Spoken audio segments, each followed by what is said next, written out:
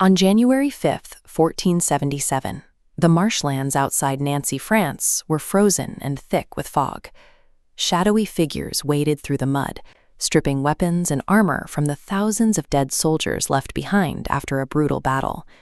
One of those unrecognized, mutilated corpses belonged to Charles the Bold. He was the ruler of Europe's wealthiest state, and his death created an immediate geopolitical crisis. To understand the weight of that loss, look at this map of 15th century Europe. The Burgundian territory was a massive, wealthy buffer zone wedged directly between the Kingdom of France and the Holy Roman Empire. Burgundy's strength was rooted in absolute economic and cultural dominance. You can see that wealth on display in this Renaissance painting. The intricate details, the opulent clothing, and the golden embroidery demonstrate how this court functioned as the artistic epicenter of Europe. Charles attempted to turn that wealth into a unified kingdom by force. But his aggressive military campaigns ended when he clashed with highly disciplined Swiss mercenaries who broke his lines and left his army in ruins. Because Charles died without a male heir, he left the richest territory on the continent completely defenseless. With no established line of succession and no standing army to protect the borders, the continent's richest buffer zone was suddenly ripe for conquest by rival superpowers. Word of Charles's death reached King Louis XI of France in a matter of days, and he saw an immediate opportunity to strike. Louis ordered a rapid military land grab, marching his troops over the border and seizing the original Duchy of Burgundy, along with the northern region of Picardy. The defense of the remaining Burgundian territory fell to Charles's 19-year-old daughter, Mary. She was cornered, facing a French invasion from the south and an active revolt from her own subjects in the north. To survive, Mary had to make compromises. She appeased her rebellious subjects by signing a legal decree known as the Great Privilege, which limited her own power and handed tax and judicial authority back to the local towns. With her domestic crisis stabilized, she looked outward to stop the French. She married Maximilian of Austria, a strategic alliance designed specifically to bring the mighty Habsburg army to her defense.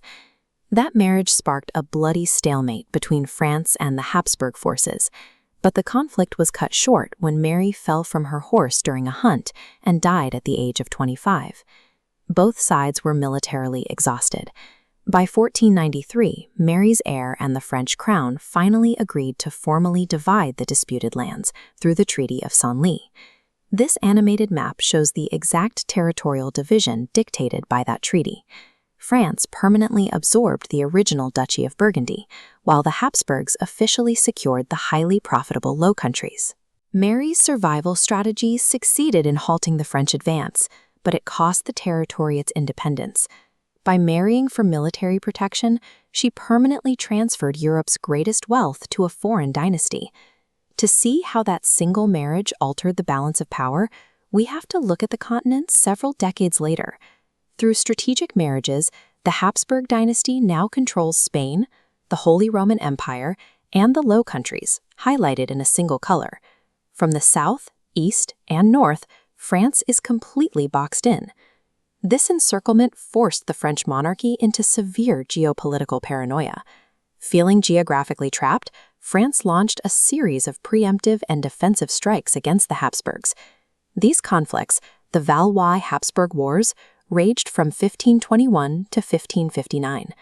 The Italian peninsula became the primary meat grinder for the continent's largest armies. This 16th century tapestry reveals the reality of that combat, a dense, chaotic mass of cavalry and tight pike formations engaging in brutal, close-quarters violence.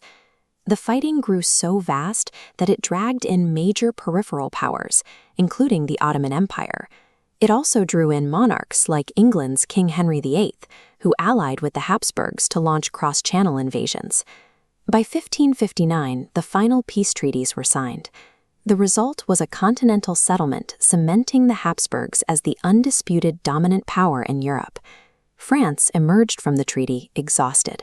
Financially drained and politically fractured, the kingdom immediately plunged into decades of internal civil war.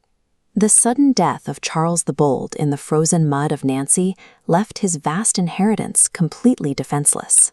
The marriage of his daughter Mary to the Habsburgs consolidated those territories into a superpower, trapping France between hostile borders and initiating a century of preemptive strikes and systemic warfare.